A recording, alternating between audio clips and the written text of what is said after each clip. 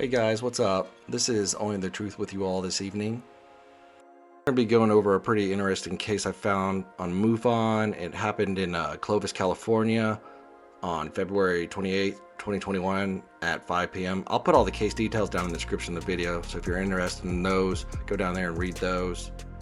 So this lady is recording a drone. She knows it's a drone. You see two airplanes. She knows there's two airplanes, and she's filming this drone, but she then watches the film, I guess, or maybe even at the time recognized this cloud in the background that looks like a saucer, like your classic, saucer UFO.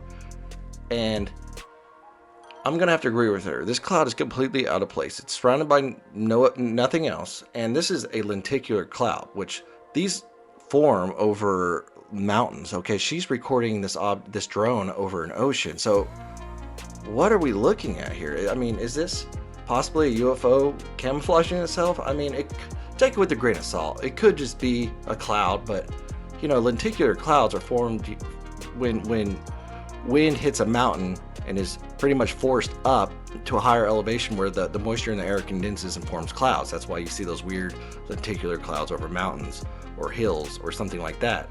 Sometimes they even happen around tall buildings like skyscrapers, but there's nothing like that around here. And so why is this lenticular cloud forming over the ocean? Well, the answer is it shouldn't be there. So is this a UFO?